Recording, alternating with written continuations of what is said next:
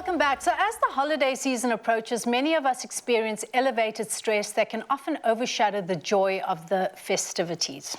So to help us decrease our stress levels with some practical tips, we have executive coach Alistair Oberam and our very own Pali. Welcome to Afternoon Express. Thanks for having us. So, Alistair, this time of the year, finances play a huge role in detracting from joy, doesn't it? Absolutely, Zuraida. And once again, it's about preparation.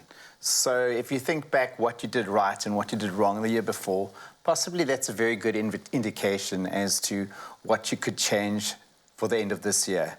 It also sets the tone for 2024, and also you're setting an example for your family, your partners, and your dependents.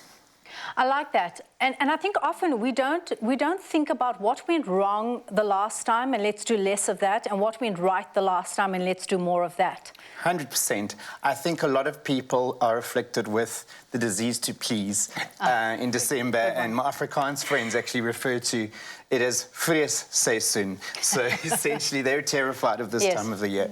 So ways to overcome that, you could probably think of pre-framing, letting people know exactly what you're prepared to do this December with your necessary friends and partners, and also preparation. Yes. So Pali, your dynamics are changing this year, right? Because your year has changed. And what does that look like for you? Girl, this is like, is this really going to air on television? Because we haven't figured it out just yet. You know, Alistair, when you said the need to please, it just resonated so deeply within me because, as everyone knows, I'm recently engaged. So now we have two families to please, and not only two families to please, but we also have our own relationship that we kind of want to create our own traditions, and we want to have our own Christmases. So now the question is, where are we spending Christmas? Where are we spending New Year's? How long are we spending in KZN? How long are we spending? It is a mess. We have not figured it out just yet. However, I think communication is key. 100%. Being able to speak to both families, both mothers, and to say, obviously, it's impossible for us to split ourselves apart in one day. And we are a unit now, so we also can't separate. So being able to juggle and find a balance between time spent with the Ngubane family, the Dembe family, and obviously us creating our own traditions, it's a little stressful, to say the least. Yeah, I can imagine. And I actually want to find out from yourself, Zuraida, you know, I am yet to have kids, cannot wait, so I'm going to be taking a lot of notes from your next answer. How do you manage kids' expectations? You know, you want them to be overjoyed and have a good time during Christmas, but you also don't want to overspend. You know, it's such an interesting situation. You know, my husband is a freelancer, and as Murphy's Law would have it, you can't really plan when you're a freelancer because you'll plan something, and as Murphy's Law would have it, you'd have to work around that time.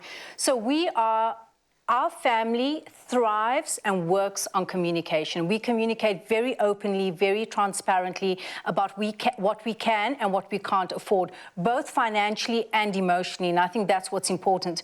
And because we've been doing that since day dot, our kids kind of like, they understand. As long as we are able to tick off everything they wanted on their Christmas list, we're okay. I love that for them. Beautiful. What does this time of the year mean for both of you? I want to start with you, Pali, in terms of, you know, gratitude, seeing what's right with the situation, and reflection.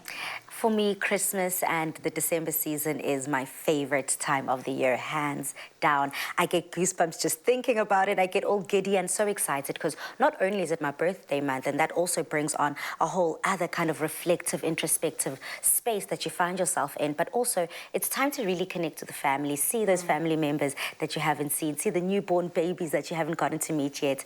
And that's what it's all about for me, that quality time, being able to dig deep, kick your feet back and just relax, reflect, and give thanks. You know, for myself, being a very spiritual person, I love to fast at least 3 weeks or 3 days sometimes if I forget, leading up to my birthday being on the 1st of December, because 1st of December, then for me, it just irons out the rest of the month perfectly. And for me, it's that perfect full stop that to what has been quite a hectic year. Thank you so much, Pali. It sounds like there's a lot of reflection in there for you. Anchoring and community, that's what I'm hearing. For you, Alistair?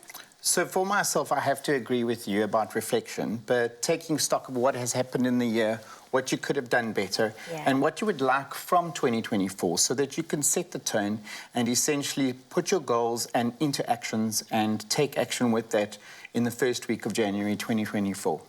Oh, bring up those New Year's resolutions.